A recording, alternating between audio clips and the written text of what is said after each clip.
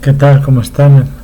Pues qué bueno que me acompañan como cada semana a un capítulo más de el Evangelio según Mateo. Hoy vamos a ir con el capítulo 8 y les dejo de una vez la diapositiva. Ahí está, Evangelio según Mateo, capítulo 8. ¿Sí? Sanación y enseñanza, milagros. ¿Sí? Ya empezamos con la parte de los milagros. A partir de este capítulo vemos pues varios milagros que Jesús va haciendo a partir de este capítulo, y vamos a ver cada milagro qué enseñanza llega a tener. ¿Sí? Vamos a ver que, por ejemplo, en este capítulo son tres importantes. Sí, en realidad son tres milagros de sanación y un milagro que hace de detener las aguas, ¿no? Y la tormenta, para que tengamos mejor. ¿Sí? Entonces, bueno, pues, ¿qué les parece si empezamos ya con la clase en sí? ¿Sí? ¿De acuerdo? Ok, ahí vemos cómo nos dice, ¿no? Jesús sana a un leproso. Es el primer milagro que está registrado en el libro de Mateo, en el capítulo 8, y es el primer milagro que se menciona. Los milagros de Jesús atrajeron pues a muchísima gente, ¿no? Pero también lo hizo su ministerio de enseñanza, por eso también lo seguía, por toda la enseñanza que tenía acerca de todo lo que él estaba enseñando acerca de el reino de Dios. Mateo demostró esto por medio de su mención de la mucha gente, ¿no? O sea, se refiere a que había mucha gente que lo seguía, cantidad de personas, ¿no?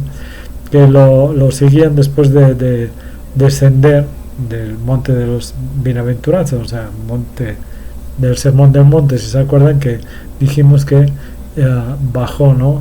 O sea, acababa de dar el sermón, en este momento va bajando, ¿sí? Entonces viene un leproso y se postró ante él, ¿no? En el mundo antiguo, en aquella época, la lepra era una enfermedad terrible y destructiva. Realmente muy poca gente se salvaba, solo que fuera un milagro, y aún lo es en algunas de las partes del mundo, aún existe. Incluso aquí en México también existe, o sea, en muchos lugares del mundo son muy poca gente, pero llega a existir, ¿sí? Un leproso en la antigüedad pues era una persona que no tenía esperanza de mejorar, así que vino este leproso a Jesús, ¿sí? Con el gran sentido de su necesidad y su desesperación, ¿no? Entonces el leproso no tenía pues, ninguna duda de la capacidad que tenía Jesús para poderlo sanar, ¿sí? Su única pregunta era si él quería sanarlo, ¿sí? Jesús, cuando el leproso dice, si tú quieres, puedes sanarme. Entonces Jesús le dice, quiero. Entonces lo toca, ¿sí? Y en ese momento es limpiado de la lepra. Este fue un toque pues valiente y compasivo, ¿no? Que hizo Jesús. La idea es que los leprosos mantuvieran cierta distancia, ¿sí? De Jesús, pero él extendió la mano y lo tocó. Estaba en contacto con esto estaba en contra, el contacto estaba en contra de la ley ceremonial, ¿sí? La ley hacía que los leprosos tenían que estar alejados de las personas, incluso las personas los llegaban hasta apedrear y todo por si se llegaban a acercar un poco a la gente, ¿no? Eran muy rechazados, ¿no? Totalmente. Eran personas muy afligidas, ¿no? Por supuesto, tan pronto como Jesús lo tocó, pues él dejó de ser leproso, ¿no? la vida del ex leproso fue cambiada para siempre, ¿no? Jesús había dicho recientemente: pedid y os dará, si se acuerdan, en Mateo 7:7. Esto fue ciertamente verdad para el ex leproso, ¿no? Digámoslo así, ahora limpio, ¿sí? Aunque Jesús le dijo que, pues, que no dijera nada, ¿no? Que fuera con los sacerdotes y que hiciera, pues, todo el ritual de limpieza que tenía que tener para ser nuevamente digno, ¿no? Y entonces pero él no lo hace así, sino que empieza a decirle a toda la gente que, pues, que Jesús la había sanado, ¿sí? Recuerden que la ley mosaica describía que tenían que hacer sacrificios especiales para llevar a cabo por la sanación, ¿no? De cada persona de leprosa que se sanaba. Y cuando el hombre se lo reportó a los sacerdotes, sin duda tuvieron que realizar ceremonias que realmente rara vez se hacían, ¿no? Esto en Levítico 14, si lo buscan, ahí viene lo que tienen que hacer la gente leprosa que se llega a sanar. Pero veamos otra sanación, ¿no? Vamos a ver, ahí está, ¿no? No lo digas a nadie, pero él lo dijo a mucha gente, ¿no? O sea, no se cayó, sino al contrario, empezó a difundirlo, ¿no? A decirlo. Entonces, Jesús sana al siervo de un centurión. Centurión, pues, era obviamente una persona gentil, o sea, no judío, ¿sí? Un centurión era un oficial del ejército romano que la mayoría de los judíos bajo la ocupación romana sentían una razón para odiar a estos centuriones, ¿no? Sin embargo, pues él viene al maestro judío, o sea, Jesús, ¿sí? Para buscar su ayuda, ¿sí? Los centuriones, los centuriones se les llamaba así porque ellos manejaban 100 hombres, ¿sí? Un centurión, por eso viene la palabra centurión, ¿sí? Que manejaban a 100 hombres, ¿de acuerdo? Estaban ellos a su cargo. Significativamente, él, pues, vino por una razón a lo mejor egoísta o no egoísta, pero al fin y al cabo vino a buscarlo para que sanara a su siervo, ¿sí? Mateo lo describe como rogándole, ¿sí? A Jesús en nombre de su criado. Lucas, cuando cuenta que el oficial romano financió la construcción de la sinagoga de Capernaum, ¿sí? Esto lo podemos encontrar en Lucas 7 del 1 al 9, ¿sí? Y o sea, se ve que era una persona que era muy dadivosa, ¿no? Entonces apoyaba mucho a los judíos. Jesús no vaciló, no vaciló en poder ir a la casa del centurión, pero le dice que no, él sabía que iba en contra totalmente de la ley judía. Entonces, pero el entrar dentro de una casa no judía, o sea, de un gentil, iba en contra totalmente de la ley judía, y estaba pues así que maldecido casi, ¿no? Entonces, pero bueno, Jesús le dice: no, pues vamos, y él le dice que no, sí, que no es necesario, que él sabe que él tiene el poder suficiente como para sanarlo, sí, porque él él dice: ve a sus soldados y van, sí, o sea, no preguntan, sino que enseguida van y hacen lo que él les dice. No necesita él ir y estar haciendo las cosas, sino que él dice: ve y va, haz y hace, ¿no? Entonces le dice: bueno, con que tú lo digas, con que tú digas que sea sanado, él va a ser sanado. ¿Por qué? Porque sé que tú tienes la sabiduría, tú tienes el poder, tú tienes el ser que puede hacer eso, ¿sí? Entonces el centurión también sabía acerca de cadenas de mando, ¿no? Entonces, lo que habíamos dicho, ¿no? O sea, si tú lo dices, seguro se hace. ¿Por qué? Porque cuando yo lo digo, mis hombres lo hacen, ¿no? Entonces, en ese momento Jesús ve la fe que tenía esta persona, ¿sí?, en él, y entonces le dice, simplemente confiesa que es una persona que, sin saber mucho de él, sin haber convivido con él, tiene la fe de que lo que él diga es, o sea, que la palabra de Jesús es un hecho. A ver si se los doy a entender. Bueno, porque me hice un poquito de pelotas, pero bueno, ahí va. Si la palabra de Jesús es un hecho, ¿quién más tiene ese hecho en su palabra? Dios. Exactamente, Dios. La palabra de Dios es un hecho. O sea, él dijo, hágase la luz, y se hizo luz. Hágase la tierra, y se hizo tierra. Háganse los animales, o sea, con su voz, con su pura voz, se creó, se hizo, se cumplió, ¿sí? Entonces le está diciendo que él cree que es el Hijo de Dios. ¿Por qué? Porque él cree que en su palabra tiene el poder de realizar las cosas, ¿sí? Entonces, incluso Jesús considera la fe de este centurión, ¿no?, guía gentil, ¿sí? Entonces viene y les dice, ¿no?, que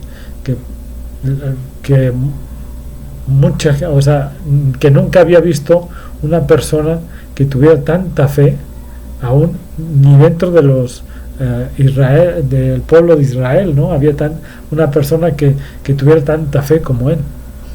Esto es un hecho que tal vez estuviera, o sea, era algo radical, porque acuérdense que también dice, el hecho de que tal fe estuviera presente dentro de un gentil, acusa a los judíos de no tener esa fe, ¿sí? O sea, incluso anuncia que habrá gentiles dentro del reino de los cielos, ¿sí? Incluso se sentarán cerca de Abraham, Isaac y Jacob, ¿sí? Wow, esto es una idea totalmente radical, fuera de todo parámetro para los judíos, ¿sí? Acuérdense que en aquel tiempo asumían que este gran banquete que está mencionando Jesús, que se van a sentar a comer con ellos, con Isaac y Abraham y todo esto, era un banquete mesiánico, ¿sí? Que ellos creían que era mesiánico exclusivamente, que no habría gentiles y que todos los judíos estarían ahí. Jesús los corrija ambas ideas equivocadas, ¿no? Y así también Jesús le recordó a sus oyentes judíos que su identidad racial, o sea, de que sean judíos, no era una garantía para el reino del cielo, de los cielos, ¿sí? Aunque los judíos eran hijos del reino, podían terminar en el infierno, les estaba diciendo, ¿no? Imagínense si era radical lo que estaba diciendo. Pero bueno, después de esto, pues más personas sufrientes pues ahí son sanadas, ¿no? O sea, muchas más personas reciben la sanidad. Vamos a pasar a la otra. Ahí está, ¿sí? Jesús sana a la suegra de Pedro. Esto establece claramente que Pedro estaba casado. Tenía suegra, es que estaba casado, ¿sí? La Iglesia Católica Romana siempre enseña que los sacerdotes deben ser célibes, o sea, no estar casados, que tienen que estar solteros, que no pueden tener relaciones con mujeres, ¿sí? Pero bueno, el hombre que ahí vemos, o sea, Pedro, el llamado primer papa, ¿sí? La Iglesia Católica lo llama el primer papa, ¿sí? Era casado, fue casado, ¿sí? ¿sí? Jesús sanó a esta mujer con un toque suavecito, ¿no? En la mano, la toma de la mano, y en ese momento se le quita la fiebre y se le va la enfermedad, ¿no? Y en ese momento ella pues se para y luego empieza a servirles, ¿sí?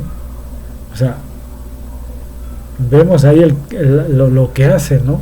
Ella, o sea, en gratitud empieza a servirles, ¿eh? A servirle.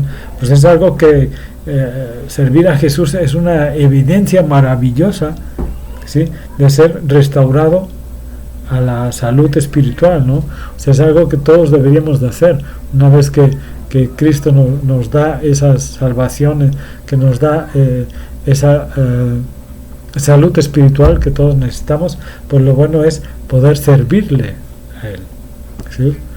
Jesús en ese momento empieza también a sanar a más personas, después de que en esa misma tarde, después de haber sanado a la suegra de Pedro, empiezan a llegar más personas, y ahí se cumple una profecía, ¿sí?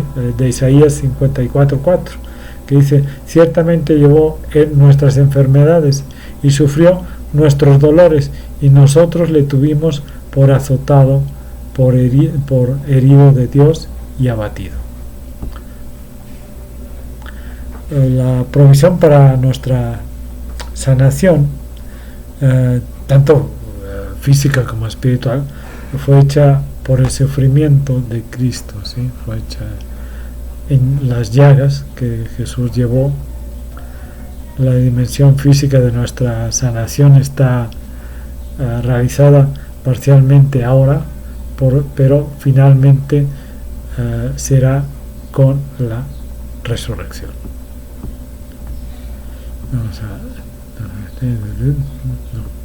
Jesús enseña sobre el discipulado. Vamos a ver aquí. Jesús, después de que pues mucha gente lo seguía, pues viene primero un escriba y le dice: maestro, te seguiré a donde quiera que tú vayas. Entonces Jesús, pues, o sea, no le dijo: hombre, no me puedes seguir, no le dijo eso, pero le dijo la verdad, dice, pintándole las cosas como realmente él las estaba viviendo en ese momento, ¿no? Entonces le dice: pues ya ves que las zorras tienen sus madrigueras y los pájaros sus nidos, pues yo no tengo nada, ¿sí? Entonces aquí es una forma totalmente contraria, ¿no?, a lo que en aquella época hacían los rabíns, los maestros, ¿no? Sí, era algo totalmente fuera de las técnicas que ellos usaban, ¿no?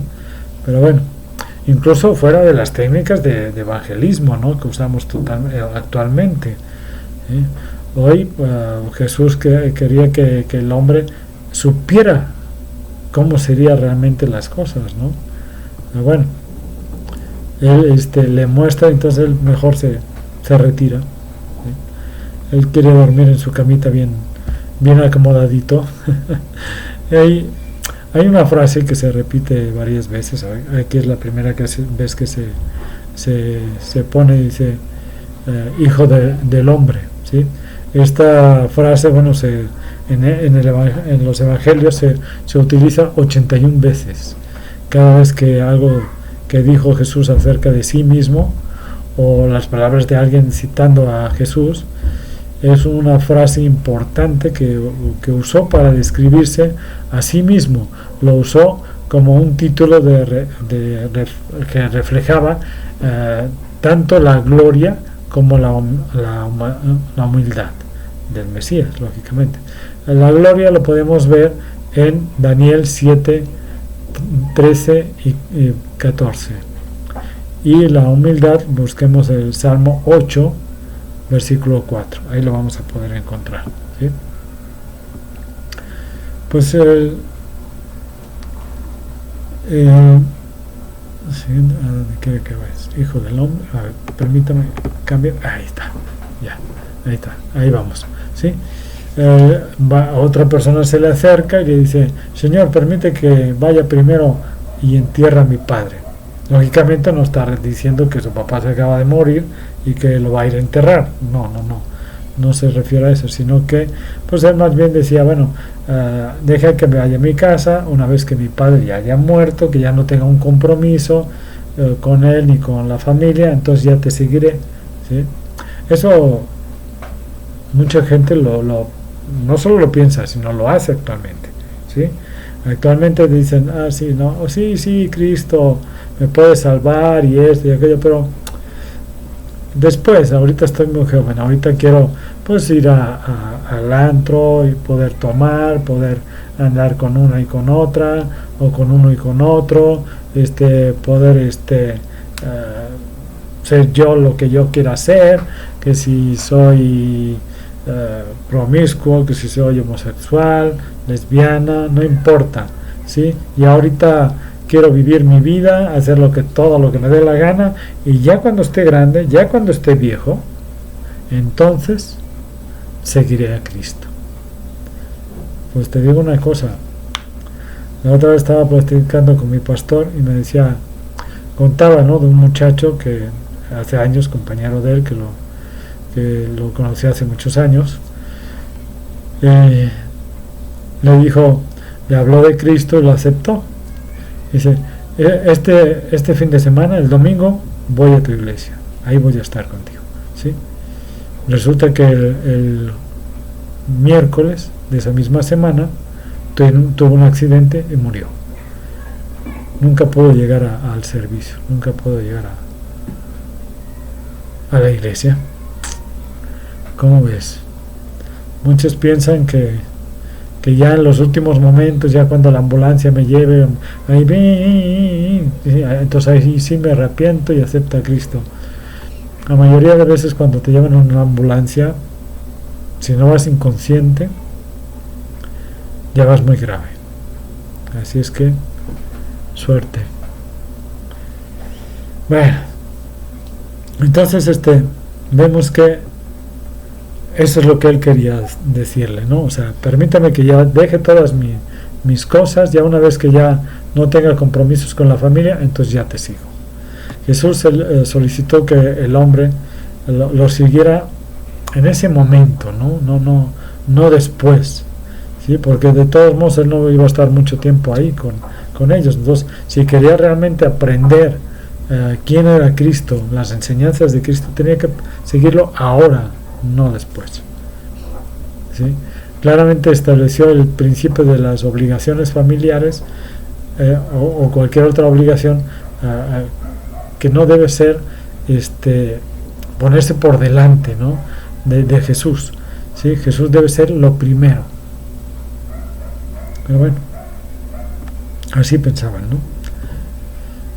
Jesús, veamos ahorita ya, después de que pasa esto de todas las sanaciones y de estas personas que querían seguirlo y que a fin de cuentas no lo siguen, ¿sí? Entonces Jesús se sube a la barca con varias personas, los que lo seguían, ¿sí?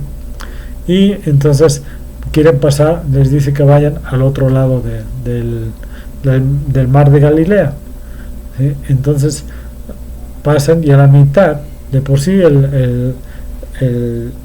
hagan de cuenta, el Capernaum está justo en la costa del mar, ¿no? Es puerto, ¿sí?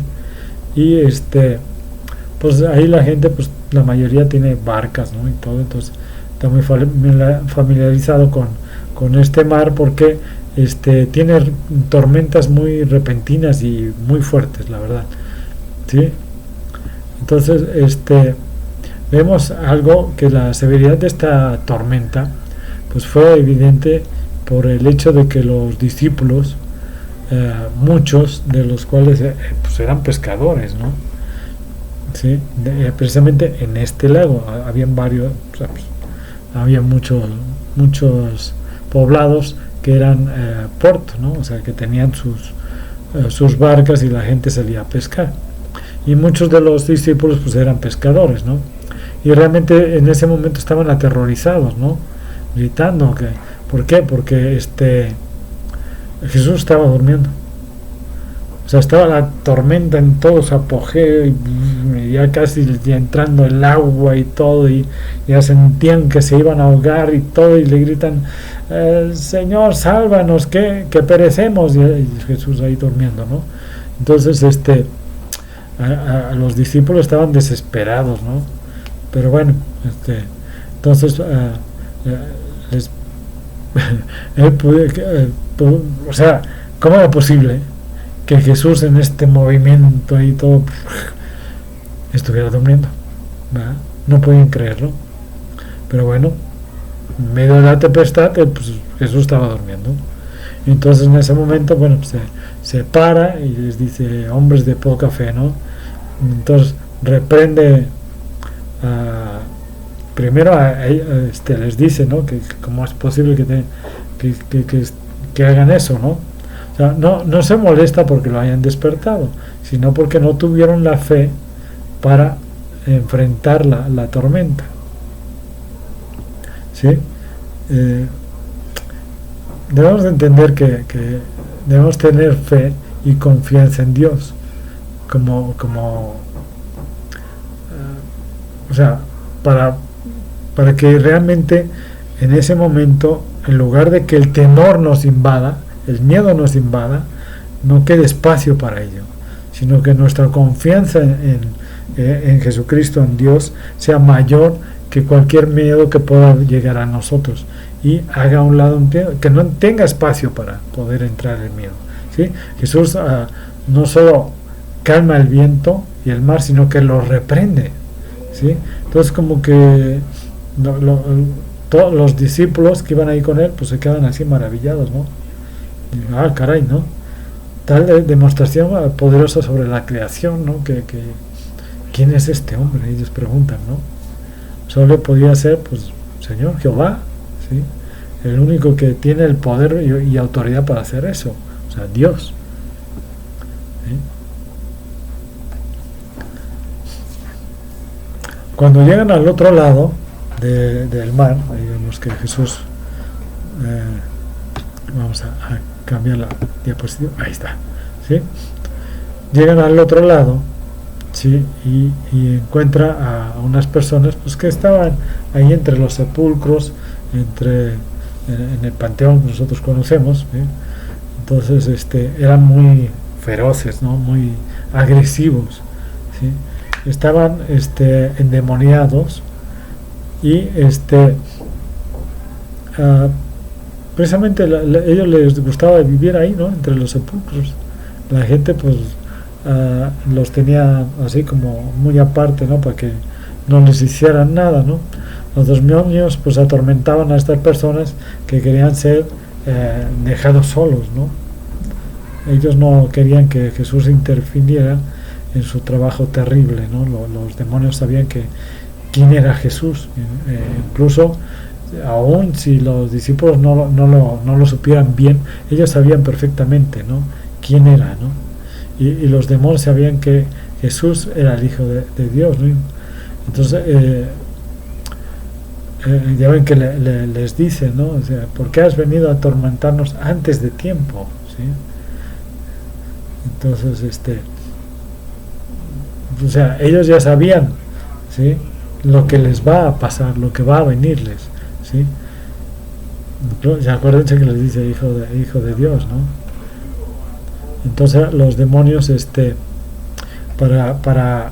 sea, recuerden que si él los manda al infierno, o sea, no solo los saca de ahí, sino que los puede mandar al infierno. Entonces ahí se quedarían ya por siempre, no podrían salir. Entonces ellos, ¿qué les piden? Los demonios les piden que los mande al hato de cerdos, para que ellos, a la hora que mueran los cerdos, puedan liberarse y puedan salir y seguir buscando otras personas a las cuales atacar, ¿sí? Entonces recuerden que pues, incluso hasta los cerdos, ¿no? Al verse dominado por los demonios, pues se avientan, ¿no? Al precipicio para matarse y ahogarse en lugar de ser poseídos por los demonios, ¿no? Prefieren morir a ser poseídos. Si nosotros hiciéramos eso, otra cosa sería, ¿verdad? Pero bueno, dice, ellos, entonces la gente, ¿no?, de la ciudad, ¿no?, sobre todo los dueños de los cerdos, hay que tener en cuenta una cosa. En aquella época, judíos o no judíos, de todos modos estaban en Israel, ¿sí? Entonces, el que tuvieran cerdos iba en contra de la ley, ¿sí? No estaba permitido criar cerdos en Israel, pero estas personas pues lo estaban haciendo, estaban criando cerdos, ¿sí? Entonces me imagino que los dueños de los cerdos pues van a la ciudad y van y les dicen y les platican lo que había pasado, ¿no? Entonces ellos salen y se fueron a ver perdón,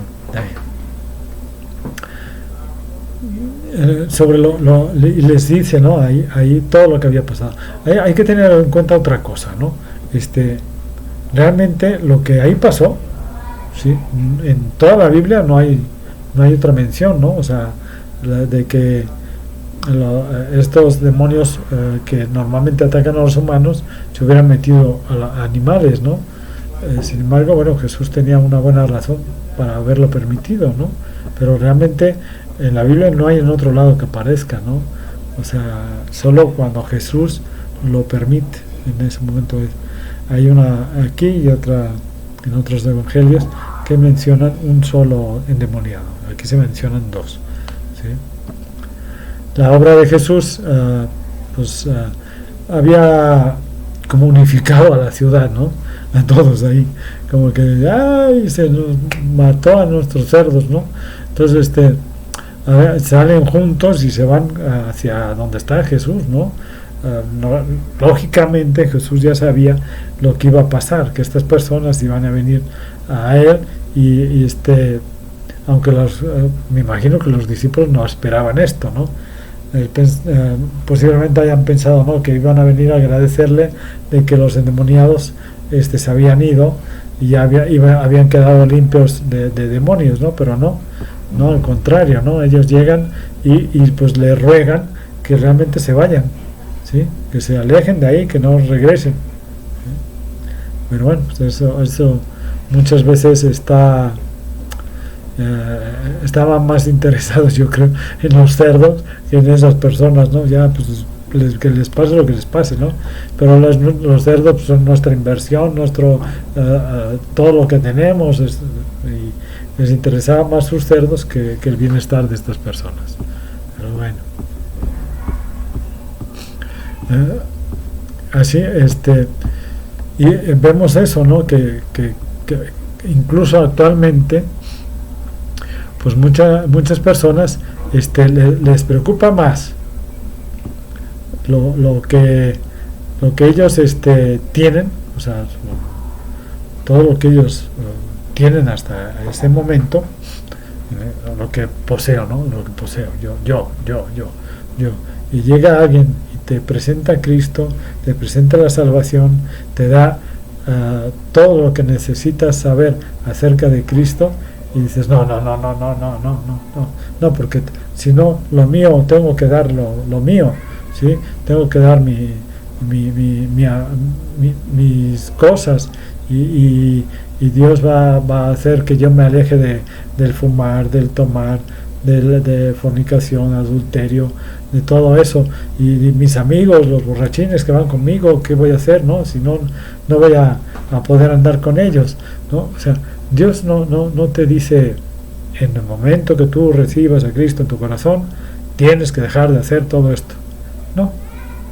Simple y sencillamente el Espíritu Santo te empieza a cambiar, y las cosas que antes veías bien las empiezas a ver mal, y poco a poco te vas alejando. Incluso las personas, cuando ven que tú ya tienes el Espíritu Santo en ti, ¿sí?, lo notan y se van alejando de ti. Y si no se alejan, dejan de invitarte a tomar, por ejemplo. Te dicen, no, ya sabemos que tú no tomas. no te preocupes, no hay problema, ¿sí? Antes te hubieran dicho, ¿qué pasó?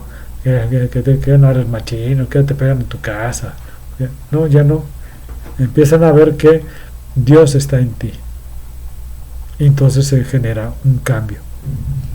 Tanto en lo como te tratan, como tú los tratas a ellos. Pero bueno, cada quien tiene una oportunidad. La toma o la deja. Punto. No hay de otra. La palabra de Dios tiene dos formas de actuar: aceptarla o rechazarla. Así es que ya es conforme cada quien, su corazón y su mente. Bueno, hoy que llegamos hasta aquí, este es el final del capítulo 8, vamos a seguir ya la próxima semana con el 9, vamos a ver si podemos adelantar un poquito más, pero sí es necesario ir profundizando bien en cada capítulo, cada cosa que se va viendo, ¿no? Para que podamos adentrarnos más hacia la persona de Cristo y conocerla mucho más, ¿no? Bueno, les doy las gracias por haberme seguido nuevamente en este capítulo y pues nos vemos la próxima semana y que Dios los bendiga a todos. Hasta luego.